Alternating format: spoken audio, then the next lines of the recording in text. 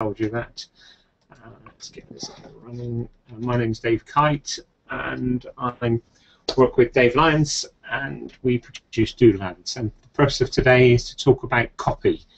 So in the Copy Clinic here. So let's get started. Right, marketing is all about traffic and conversion. So whatever strategy you use to create visitors, the person ultimately will end up consuming some form of your copy. Now that might be a video, that might be a landing page, that might be a direct marketing piece, but at the end of the day it will be a piece of copy. Now here's the good news: you don't need to get great at creating good copy. You just have to know what it looks like, but more importantly you must have it. So you need to get good copy done, but you need to recognize when you have good copy on your website. So I want to paint a couple of scenarios to start off with. Imagine you're at a party and you're in a crowded room and it's very noisy. You're talking with people around you. You have filters. You're ignoring most of what's going on in the room. And then something happens. Someone mentions your name, and somehow, doesn't matter where you are in the room, you pick that up. What happens then? Now you're looking. Who said that? What are they talking about? What are they talking about you? And immediately they have your attention, even though they didn't intend to. And you strain to hear what they're talking about you, and your focus is no longer on your immediate neighbours. I'll again paint another picture here. Picture yourself walking along a street. Again, it's a busy street. There's cars going by. You're going by shops. There's advertising going on around you. People all around you, and you filter it. You ignore everything, except maybe crashing into somebody, the dangers of walking across the road, and then someone shouts your name. In an instant, you spin round. They have your attention. Now, that is the goal of your copy: is to grab attention. In an ideal world, you could use your prospect's name if you had it, and the reason why you would do that is the most personal possession that they have, their name. If somebody mentions your name, you spin round. Your attention is grabbed. So if we can't use the name, then what we want to do is actually create the emotional situation that matches their situation. So if I can't use their name, I want to attract their attention by painting pictures. Now, before I go on, I want some copywriters or some marketers will talk about creating avatars. And I'm not a great fan of creating avatars, and I'll tell you why now. If I could paint a picture of an avatar of a 45-year-old middle-aged man, he's got a mortgage, 2 cars, married, 2 kids. He is in a job he hates. He's stuck. He wants to get out. He really wants to be a drummer. And this is a picture that maybe a guy like Frank Kern would paint, that would enable him to talk to that particular poor person. If I paint a picture of another person, like a 21-year-old young lady who has just finished university and she's looking to do volunteer work. Now, those are 2 completely different people, but they could have the same situation. They could both be desperate for money to do what they want to do. Now, you can talk to a situation to different people, but if you focus on a 45-year-old middle-aged man, you might switch off a 21-year-old young lady. So I prefer situations than avatars. With a situation, I can talk to people with different ages, with different genders. They could be located different places in the world. They could be completely different class, or have different careers, philosophies, or religion. But they could all have the same situation. So I'm looking for situations. Now, Doodle Ads tell stories, and your marketing should too. I'm going to demonstrate in this webinar the art of storytelling and the copy formula that we use. I'm going to use, for some examples, some of the video scripts we use. Now, at this point in time, you might be saying, well, that doesn't apply to me. Well, some might think this, well, or it's not relevant to me, or I don't need a video script, or I'm not using it, or I already have video. Well, that would be a mistake, and I'd like you not to make it, because the principles and the formulas and the psychology we use in creating scripts applies to all copy. It's been developed by us by studying some of the great teachers, by some of the great direct copy marketers of all times, the Gary Halberts, the Dan Kennedys, the J. Abrahams, and then the earlier ones, the Ogilvies, etc. Now this applies, the psychology applies here to headlines in websites, subject lines in emails. It could be a direct marketing printed piece of material. It could be a Facebook page. It could be an AdWord campaign. What you're looking for is to lead with pain. Over the last 18 months, we've used this formula to create in excess of 300 video scripts. But what we do is we generate stories. Now, I want to talk to you about the greatest sales letter of all time. Some of you may have heard me talk about this in the past. It's a story of two young men returning to their college reunion, and basically the story says that one was the president of the company, the other was was just a manager in one of the divisions. They both had the same aspirations, they both left with the same qualifications, and the implication was that one did something that the other didn't. This sales letter generated over $2 billion for the Wall Street Journal, and it ran for 20 years. Now this piece of material, this marketing piece, was split tested time and time again. It's what's called a control. So the sales letter was the control, and then they generated new versions of the marketing and tested it, and the one that ran stayed the control. Now for 20 years this piece was never beaten. So storytelling really works. A lot of people, a lot of business owners struggle with storytelling, and that's quite understandable because most of your day is involved with creating, delivering your products and your services, and it's what you want. You want to sell your products and your services, and so you are product and service focused, but that's not necessarily what your client is looking for. Your prospects have pains that problems that they want solved. So this is what we will develop during this webinar. So to cater for that, when we talk to our clients, when we're generating a video script for them, we ask 5 fairly simple questions. What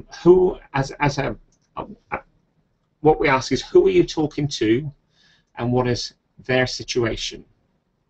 How do they feel right now? How do you want them to feel after the video? Because we're talking about a video script. What is your offer? There's a typo there. And what do you want them to do right now after they've finished watching the video? So I'll expand on that. So the first question, who is your target audience? Now, a big mistake that a lot of companies make is that they think that their product is generic. For instance, Doodle Ads can be used by anyone. We can create a video for anyone, and our marketing could reflect that. Now, we could market to everybody, anybody and everybody, but that would probably be a big mistake because we then can't focus. What would be better plan is to focus on a particular sector, for instance, web designers or accountants, but look for something where you can leverage. So doing one bit of marketing can lead to you leveraging other pieces. Like, for instance, if we market to web designers, we might sell videos to market to web designers, but on the other hand, we can also get web designers to sell on our behalf as well by offering affiliate commissions. So if we say we focus on accountants, I can scale the same video, I can sell it time and time again. More importantly though, I can produce relevant copy. My copy can be focused. I can talk about accountants' problems and not be general. You can use the word you a lot. Instead of being general and say they or people, I can try to connect with the one person that's reading my copy. So have a clear picture of who you are marketing to. And when if you market to everyone, remember you're marketing to no one. There's a great internet marketer by the name of Armin Moore, and he's done somewhere in the region of $100 million worth of online sales. He suggests that you try to create 30 landing pages. So for instance, a Doodle Ad landing page could be created for accountants, for web designers, for SEO companies, or solicitors. Now, each of those web pages will have a different message. It will address some of the problems that accountants have. It will have, so similarly for web designers, the story I tell when I talk to web designers will be different. I want the visitors to come and feel that this particular page is just for them, that I am talking not to everybody, but just to their market sector. And each landing page would be created with a completely different message. Now we move on to the second question. By the way, if anybody wants to ask questions, Dave, feel free to pipe up and ask the questions on their behalf. Yeah, I'm answering a few as I go along. Okay. The second question is, how are your prospects feeling right now? I can't emphasize this enough. We all buy emotionally. Even if we sell business to business, understand we are selling emotionally. People have pains and problems. If you can identify those pains and problems and create your marketing that accentuates those feelings, then you're halfway, we're more than halfway there. So if you are, for instance, let's take just a simple example of a bookkeeper. Now you could create marketing that said, we do bookkeeping, we work 9 till 5, there are plenty of us, we specialize in dentists. Great. That marketing is talking about your wants, your sales, and what you do. Now if you switch that and thinking about the person who could use the bookkeeping services, you can start to focus on things like, are you struggling with time? Are you feeling overwhelmed? Do you realize that that bookkeeping is not a great use of the business owner's time? Although you need to know your numbers, you don't physically need to do the work. This is something you can get done cheaper than hopefully what you're charging per hour for your time. You're better off creating marketing, you're better off creating sales. Bookkeeping is a cost. So by focusing on the overwhelm, the frustration, the being annoyed that every month you have to produce your books. Personally, it's one of the first things I got rid of in my businesses. Every time I start, I luckily just hand it across to my wife. She's a different character to me. I can't stand doing expenses. So what's their pain? And try to use graphical language. So the example I give is the difference between big and enormous is huge. So big is a pretty generic. Enormous gives you some feeling. Look for graphical language. Let's take another example. Are you suffering from a bad back? Well, that's just a simple question. You could expand that by saying, is your bad back crippling you? Or let's go for even more emotional triggers. If you've got young children, is your back so bad that you can no longer lift your children? That last one has so much more emotion involved because it's something you want to do and your bad back is stopping you. So the more graphic, and I'm not talking about using complicated language, I want you to use more emotional language. You need to understand that pain outsells aspiration around 5 to 1. So I can wait a week for my new Ferrari, but I want my back pain fixed today. Right, this is something I see on websites. It used to be a really big problem. That the first thing people say when they arrive on their website is welcome. Well, guess what? I don't believe in that. I don't want my visitors to feel welcome. I want them to relive their biggest pain, and I want them to start reliving that pain in the first few seconds that they read my marketing. Yeah, I don't want them to feel welcome. I want them to feel uncomfortable. I want to trigger the emotions of the problems that they're trying to solve. And your job is to recreate those emotions. And you need to recreate that pain as emotionally as you can, because your job is to fix that pain. People won't buy your stuff because one of three reasons: they don't need your offer, they can't afford your offer, or they don't trust you or your solution, so they don't know you. So your job is to build trust. The third question: how do you want them to feel after they've seen your solution? Do you want them to feel relieved, excited, enlightened? So you have to marry up how they feel before with how you want them to feel afterwards. But the only emotion that you really need to generate is, I want your solution. That's where you're heading for.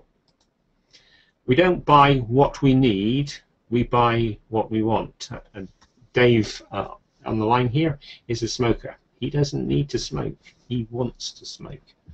I'm still trying to work on him. Okay, fourth question: what is your offer?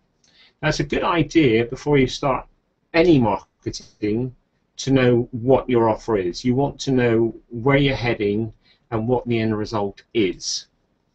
And the last question of the 5 is, what do you want them to do right now? What do you want them to do right now? Ask for the sale. Now the sale, most people don't ask for the sale. Now, the sale might not necessarily be to physically pay money. The sale could be to get them to opt in to your report or for extra videos, or it could be to buy what you're selling. Your call to action should be, the next step is, and I want you to take this because, reiterate the benefits that you're going to get. Understand that if you finish, say, a script or a video that with the line, pick up the phone and give us a call, most people realize that when they call somebody, the chances are they're going to talk to somebody who is a skilled salesperson. So they really need to be convinced that they actually want to buy it. So picking up the phone may appear to be a small step. In actual fact, you really need to be pretty sold on your solution before you take that next step. A smaller step might be fill in the form below to download the X reasons why, or the 5 mistakes that most people make. And I'll talk a little bit more about mistakes coming up. So here when I'm now going to talk to you about the structure for your story, or a potential. Dave, just before we go on to that, could you just pop back to the 5? Start with problems. Yeah. Just pop back to the 5 questions quickly, because you skipped on and a few people have said didn't get a chance to write them down. Okay, let's go back here. There was only a couple behind. Oh, what? Oh, I've really messed it up now. I knew I should have stayed out of it. Oh, well, I'll tell you what the 5 questions are. The 5 questions is, who is your target customer? I'll find it a second.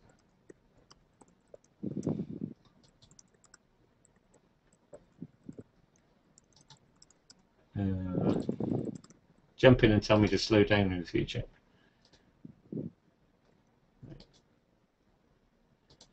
No. Oh, there you go. No, first question. There you go. 5 questions. Let's file that up.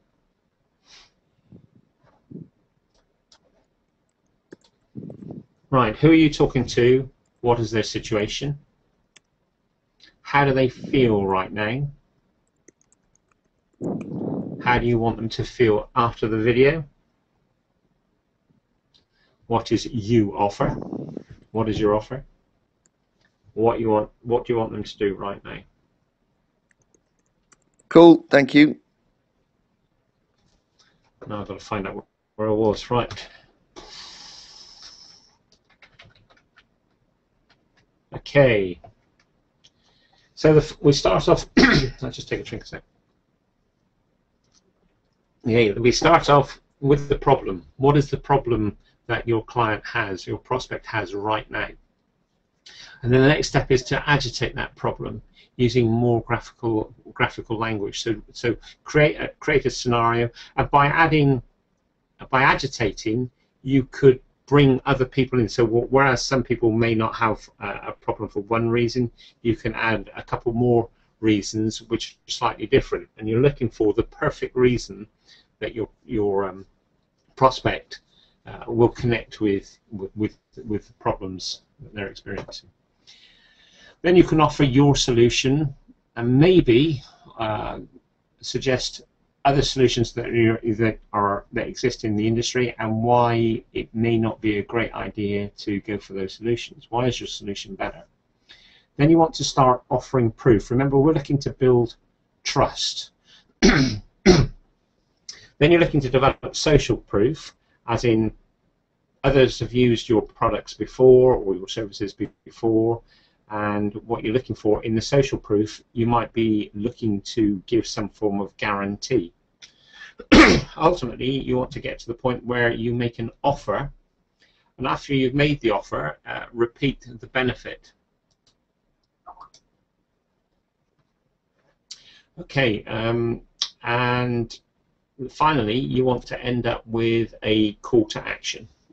So that what I'll do is I will email you all out a link. I'll copy these onto a page on our website, and send you all a link on how to get the questions and this little model here. Okay, so supposing you've created your marketing. Remember now, the objective is not necessarily to create good copy, it's to be able to recognize good copy. So if you've paid somebody to create copy for you, it's a good idea to read through it, and for each paragraph, summarize that paragraph in a single word. Is it a pain? Is it the solution? Is it proof? Social proof and call to action, they're one word if you take out the spaces. But go through and summarize each paragraph using one word in square brackets underneath, and then you can quickly flick through and see and identify the flow of what you're doing. Remember, we're looking for some form of pain, some form of solution, proof, offer, call to action. I'm going to now give a couple of quick examples. Ian Jackson sells shoe inserts. He's got a practice online. He creates shoe inserts, and he sells them for £300 plus per pop, not £5 from Boots. Now, Ian could say, buy my shoe inserts. Most people will respond, what I need? Problem is they don't realise they probably need one. For instance, the pain caused by poorly supported feet manifests back, hip, knee, ankle pain, or some muscular problems. So Ian needs to market to sufferers of back pain, hip pain, knee pain, and ankle pain, and suggest that the solution might be that your feet are poorly supported. So you really need to pop in to his clinic, and they will do some intense to see how well your feet are positioned. For an example, Henry Ford might have said, if Henry Ford had asked his customers what do they want, they would have replied, we need faster horses. They don't understand what opportunities or what the problems are. So you need to focus on problems, not what you're selling, because if Henry Ford had said, buy my car, he wouldn't have sold many. Now, I don't know whether Dave, is Nick on the line today? Yes, he is. Yeah, and he's put his. I've got a few people that put their sites forward to have a critique of, so he's game for it. Do you want to try? Do you want to ask Nick? Do you want to try and enable Nick's voice? Yeah. You there, Nick? Nick Ruddle. There we go. You there, Nick? I certainly am. How you doing? You're not too bad. You didn't know you were going to be the star of the show, did you? Oh, put me on the blooming spot. Here we go. That's all right. Don't worry. Bring it on. Right. When we're going to tell you a quick story, because stories work. You know, it's always better to tell a story. When I was creating the video for you, I went onto your site and you had something on there that I thought I was completely compelled. I had to opt into your list. Yeah. And you said the 5 biggest mistakes business owners make and how to avoid them. I just had to download your report. The sad thing is that here's your website here. That's it's my down website. here. Yeah, I don't do anything with that. Okay. Yeah. Okay. Well, this is an example. Okay, this one's not relevant now, but here is a great example. Now that to me made me opt in. Yeah. You could have put it over here and given me the reason why I needed to opt in to download the report. Also, that line there, as a headline, it's probably a really good idea these days because people are used to seeing video. I don't know why it's spinning like this. It's probably my Firefox needs updating. People are used to seeing videos, and now you have to reinforce the reason why somebody wants to click on your video. So it's a good idea to have a really good pain-filled headline above your video.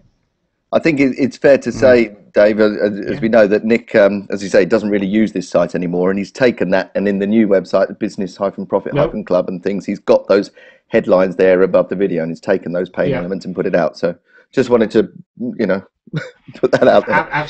Absolutely, but sorry, Nick, I'm just using a website of yours as a demonstration to everybody on what they could do. I love this. I don't know who wrote this, but when I came onto it, I'm a business owner, and nobody wants to make mistakes. And I think that, well, for me, most times I can ignore what's on most people's websites when I go to visit. But that resonated with me, and I wanted it. Didn't have to have it, I wanted it. Yeah. So look for ways that you can generate that feeling that I have to have that. I think it's important to have a video that works on your website as well. Yeah. No, I think your video does work. I think I'm putting it down. I'll take full blame for my Firefox being knackered. Yeah, I think it's sometimes it does sort of spool around like that, but sometimes it comes up straight away. But it's something to do with my video, and maybe the fact that we're on a webinar as well that's taken up a lot of bandwidth. Yeah. Okay. Is there any questions that you want to ask whilst you're on now? No, I think we're going to do a lot of work off the back of this anyway. I want my whole story looked at, and the real emotional triggers is the key part of that, and the psychology behind it to really get people to want to take action and for it to really hit the spot. Because I'm getting opt-ins, not as many as I want. I'm getting a lot of traffic. I'm not necessarily getting the conversions at the moment. And when they go through my automated autoresponder, they're not converting on the sales page either. So I'm obviously missing a trick. I'm not really hitting those emotional triggers that you talk about, which is what I want you to help me with. Yeah. Absolutely, and following this, we will be looking at. But we focused on. I mean, Dave will tell you that one of the things I keep asking is how they feel. How do they feel? How do they feel? What's the problem? How do they feel? And a mistake that quite a lot of people make when they are selling B2B is they think, well, I'm selling business to business. Emotion is not an emotional sell. It's still an emotional sell, even if selling business to business. I like the line is that there is not a company in the world that has ever bought anything. People in the company buy things, and people buy emotions, and that's it. Companies don't buy stuff. People do. Now I'm going to take Nick off the spot now because we did put him on the spot there, and we've still got a bit to get through, and we're overrunning. Cheers, Nick. Yeah. Okay. Thanks a lot. Okay, Dave. Are you still there? Yes. Have you got a couple more examples to go through? Hello, Dave. Hello. No. I'm on the questions section. Hello, you there? Yes. Did you go through the? Dave, you there? Yes. Somebody wanted to go through the steps where you said pain solution, just to run through that section again. It's like, do you start off with the pain point and then do you solve that problem straight away, or do you bring people in further? If you have the opportunity to bring them in further, it's a great idea. I don't know whether I'm just going to fire up a quick script here. This is one for an SEO script. So you might start with Google is an amazing place. So you're painting a picture of how powerful and great Google is, but then you want to start selling some pain. Here's this opportunity. Are you missing it? Does Google is answering 34,000 questions every second, and are the solutions to those directing people to your website? So we start off with pain. And then you need to emphasize it a bit more. If you've got a website and people land on your website, actually, do you realize that 75% of people that land on your web page don't scroll? Well, that may then lead you into looking at your web page and say, okay, so what's above the fold? What will they see if they don't scroll? And a lot of people are then horrified by the fact that actually all of their message is below some pretty innocuous graphic that does nothing. So you start selling pain, you start adding additional scenarios, because the first pain that you might sell might not connect with the person. So if you do 2 or 3, it's a great idea to try and identify the biggest pain, and then the next biggest pain, and the next biggest pain, and paint them in. But you can't do all of them. You can't spend the entire 90 seconds of the video talking about pain, because you just have to pick a subset, and ideally be very focused to that particular market sector. I don't know if that helps. Does that help? So what I would do on this script is go in and put a square bracket underneath. So I'd just say pain. This one again would be more pain. And I would go underneath one and start saying solution, etc. And I would go through and identify all of those different one-word answers and analyze what I'm doing in terms of the flow. So I can look at, I say, pain, solution, social proof, guarantee, etc. Does that make sense? Yes.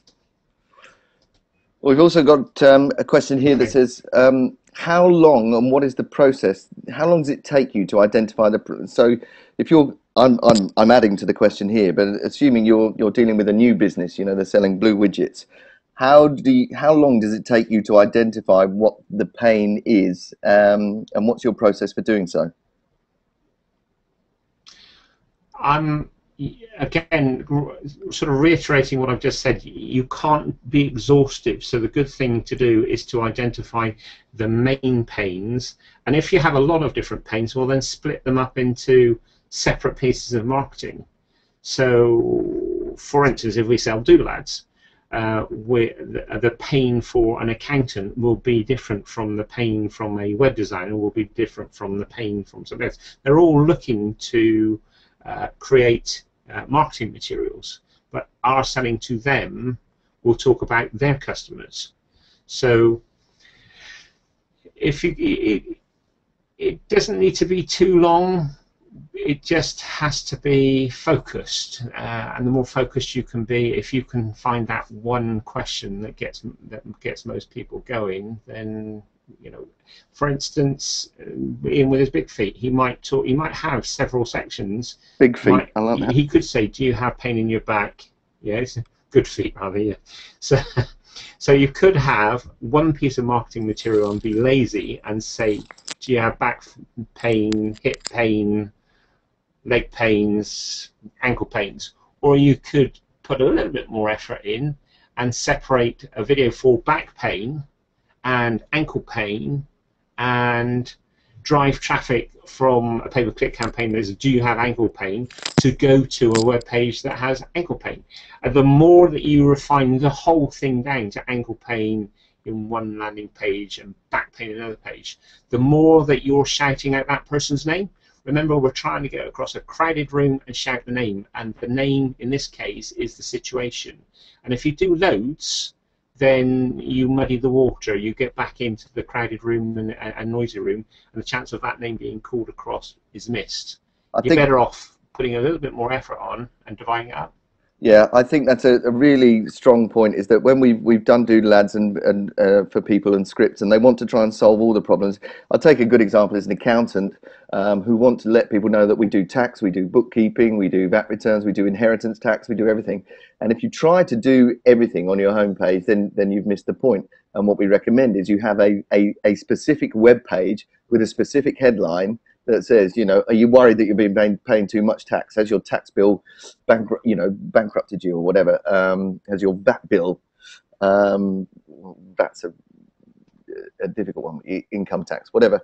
But a specific page for each specific problem, and a headline for that specific problem. And then when you take that onto AdWords or to SEO, you're doing those individual things, because it's a very specific problem that people have. So don't try and do everything in one, but to focus on one individual problem. There might be 30 of them, but that's great, because you want to speak to 30 distinct groups. Got another question here that's a good one, because I know you've got an answer, I think, from Dan Kennedy on this. But Charlotte Walker's asked, what is better, long copy or short copy? Yeah. Okay, imagine you're going in. Imagine you're going in. Dan Kennedy describes copy as salesmanship in print. And I'm coming in to see you, Dave, and I'm going to sell you a video. And I do my 30 seconds. It does this, this, and this, and this, and I've got potentially another half an hour to tell you, and I just stop. Well, I want to know more. No, I've just given you. I've been told it's better to keep it short, so I'm not going to tell you anymore. You go, huh? Copy. You need to provide copy with people, enough copy that as much as they want. So if you do short copy and somebody wants more, they can't get it. If somebody, and here this is really, really important, that when you create copy, you should have what's called a dual readership. So basically you have, if we take a printed piece of copy, you might have 2 or 3 pages worth of copy, and then every 3 or 4 lines you have a sub-headline, and that sub-headline could be a series of, could be your short copy. So people can scan read and read 6 sub-headlines in a complete story, but then each paragraph between the sub-headline also needs to be complete in its own right. So if somebody goes headline, subhead, and get to the 4th one and say, oh, that's me, that's interesting to me, I then need to read that paragraph, but that paragraph needs to mean to make sense in its own right. So you can intermix short copy and long copy by using bold sub-headlines, which are slightly bigger, so people can just quickly scan through, read short copy, and if they then decide that's of interest, they'll go back and read the long copy. But you have to provide enough for what they need. Does that make sense?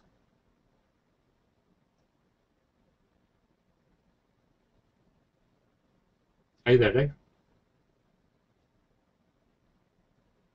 Sorry, I've been chatting away with my mute button on. Hopefully that answers your question, Charlotte. We've had a similar question from Marva that says, is less more on a website front page as in the process of creating your website? And I think the same thing applies. You want enough content to engage the viewer and to get them to take the next step, but not too much that they get lost in it and it disappears and takes them off the point. I don't think you specifically said this, but the quote that you said to me a few months ago from Dan Kennedy is long copy or short copy. It's long enough to get the point across and get them to take action. From a video point of view, we have found, because we've got 350 odd videos that have been on YouTube and clients and so on, and the YouTube analytics are fantastic. And we've found that the magic window is between 60 and 90 seconds. Anything shorter than 60 seconds, and you haven't had a chance to engage people emotionally enough. You've started that process, but they're not deeply committed enough. Whereas beyond 90 seconds, people start to waver. So the YouTube analytics tell us that length of time for a video is the optimum time to get people hooked in, get your call to action out there, and get them to take the next step and understand what you're about. But some things take longer. Yes, perfect. Dave, I want to just jump in there and say the most important part of your copy is your headline. because whether you've got long copy or short copy, unless your headline engages people at the start, 80% of your copy is in your headline. So one of the things that several of the copywriters have talked about is doing 20 headlines, and just do headline after headline after headline, and you'll probably find in the 18th, 19th, or 20th headline that you write will be the one that goes, that's the one. Because what happens is you write more and more headlines, you get more and more into the thinking, and towards the end you'll suddenly go, that's the one.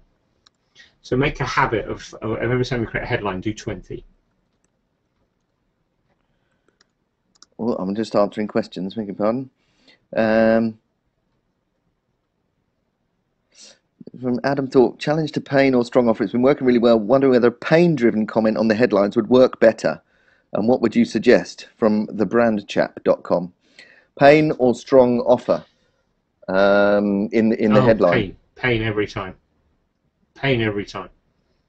I don't want your offer until I know that it's the solution to my problem, and I don't know that your solution to the problem is unless you tell me what the pain is you're solving. You know, take Ian Jackson. Offer. I can offer you shoe inserts at 300 quid. They're really good. Well, why do I want them? I don't know why I want them. You know, I don't know how. I don't need them. Well, actually, if you've got bad back, you might.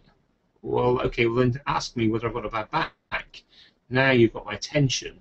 Now you've got my attention. You could say, well, if you've got a bad back, if you've been to right. So for instance, if Ian Jackson could market along the lines of, are you fed up with going to the chiropractors, or let's take a chiropractor? Are you fed up with going to the chiropractors, and every he fixes the problem, and then a month later you're back again, and then a month later you're back again. Every month you're back at the chiropractors because they've actually fixed the symptoms. They've not solved the problems. As a chiropractor, we go the next level. We find the answers to what's causing it. And my objective is actually to make myself redundant. Well, actually, you've got my attention now because you're not only fixing my short-term pain, but you're also giving me a solution to fix the problem. But the initial thing is, do you have a bad back? And are you fed up? Are you getting really cheesed off with having to go back again and again and again? And the more that you focus on the emotional side of having to go back to the chiropractors every month, you're connecting with somebody.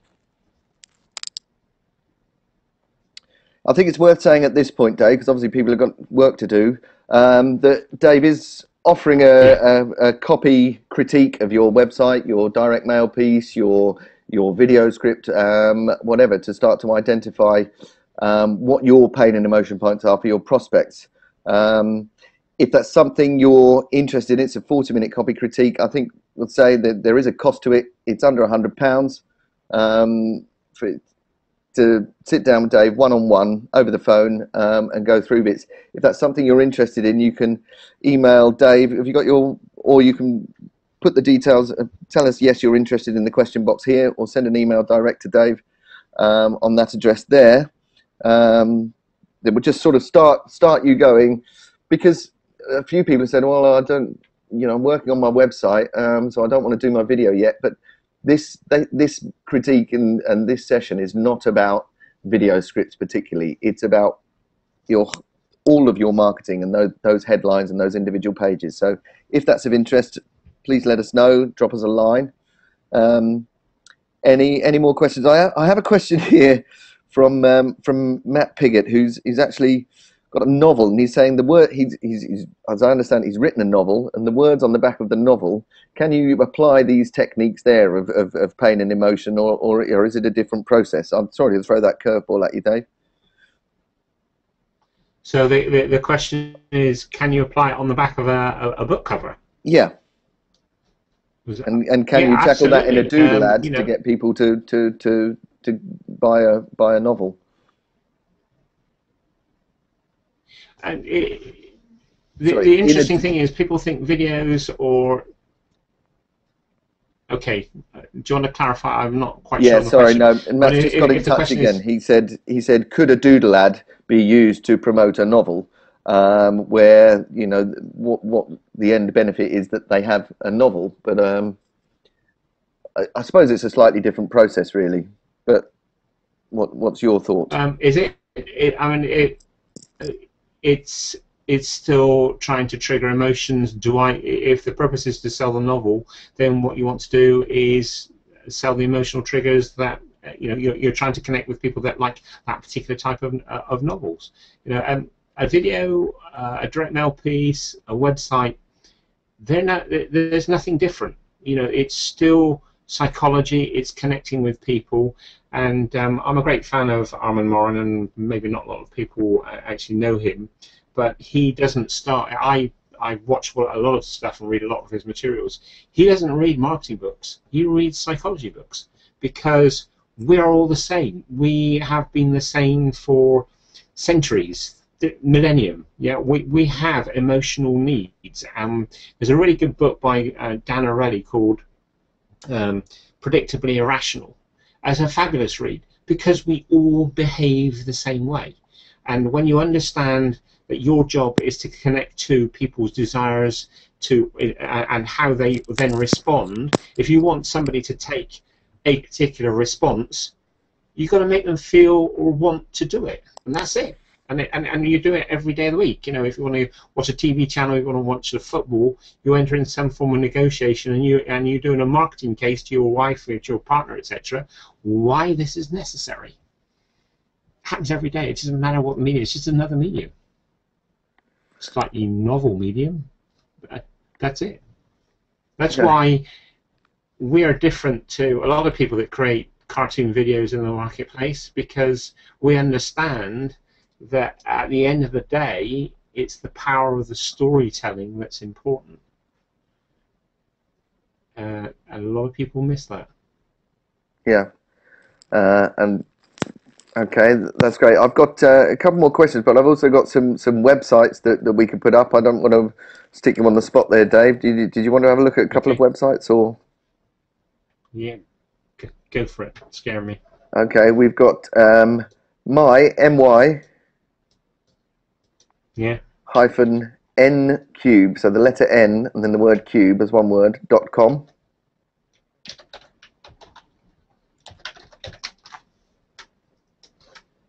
Is that the one? Yep. Okay. Now, this is what I looked at last night. This is how scrolling, if somebody doesn't scroll, that's all they see. So if I land on here, what do I see? Take control so you all stay comfortable. So pinpointing energy savings into a stab in the dark. How hard is it for me to actually see, take control so you're not constantly switching lights on and off? Where's my pain? What's the one piece of pain? I think one thing, Dave, that I would like to say, having run a web design company, been an online marketer, and so on, and worked with a lot of web designers, in that there is a difference, I suppose, between a brochure, what I call a brochure website, which is your nice, glossy, looks good, represents your brand, and a direct response website or web page.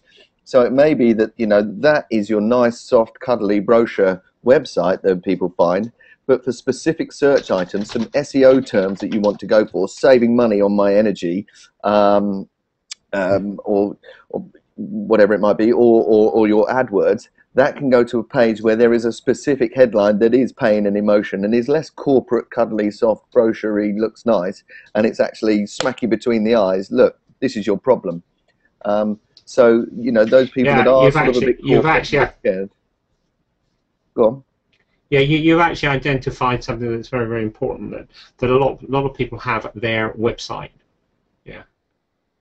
And we have different websites. We have a website for Doodle Ads. We have a website under the name Whiteboard Animation. You can have lots of different websites, and they can be really targeted and really focused. And they can be, as you said, more direct response sales letter. So I need to encourage people to have more than one website, to have websites that focus on the problems. So my NQ, now I'm taking it that this is some form of environmental control by the looks of things, putting you in control of your home. So you could have a website that talked about saving heat. So somebody might not be searching for taking control, looking for controls in their home. That would be them looking for the solution. A lot of people search for their problems. So how do I save money?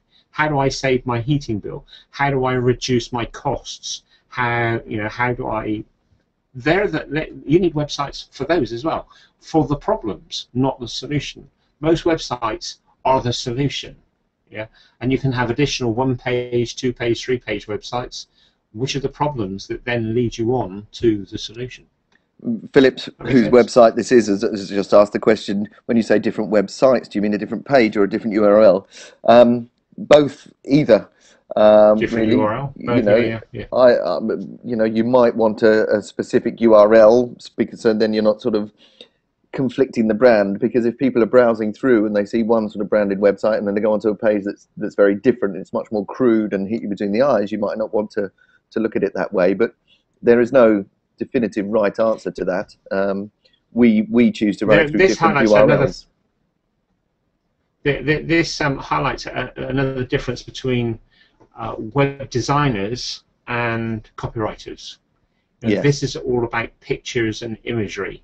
Yeah, and this, putting you in control of your copy is the thing that will actually do the selling. The pictures might be nice and make you look professional, corporate, etc.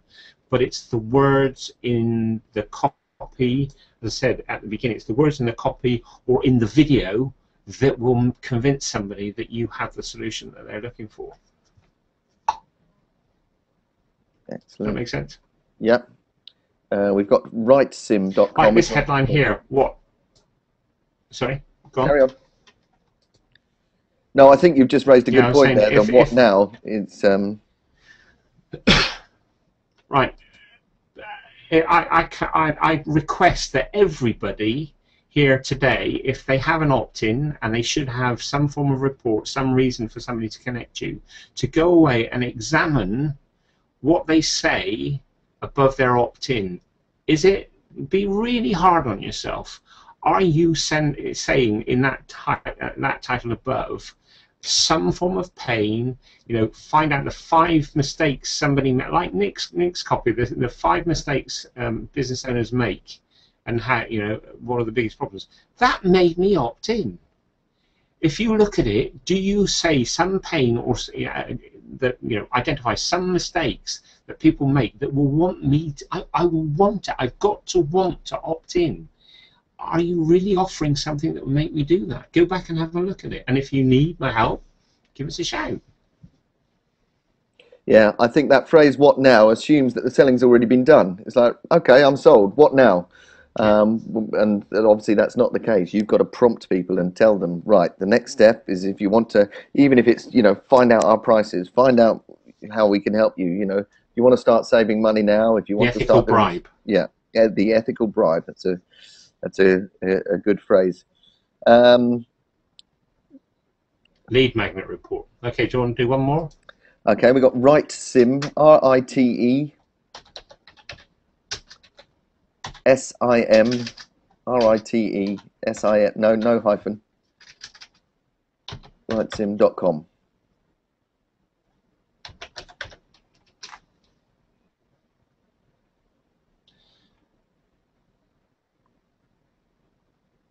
Okay, nice. That title, I land on the page, I see the title. Yeah, using local SIM to save it. You could make that a little bit more emotional. Do you get angry when you've travelled abroad and you see your phone bill? You could say, and then a sub-headline, you could save money using local SIM cards. You could save a fortune. But, one of the things I like here, Dave, is what you say about using strong words. I like the phrase "save you a fortune." Not "you can save money on calls and texts." It's "save you a fortune." Absolutely. The difference between big and massive is huge. It's And here's where the difference between a good market, an average marketer and a good marketer. You really should have two versions of this homepage and put two different titles up and see which one works better. Because sometimes you think something works better, but it doesn't. And there is a service available within Google Analytics, Google AdWords, called Website Optimizer. And it's really, really simple, especially if you're using something like WordPress, to be able to create two identical pages and put two different headlines on. And Google will actually deliver you one version to one person visiting and another version to a second person visiting. The first person will consistently see the same thing, so they won't be confused.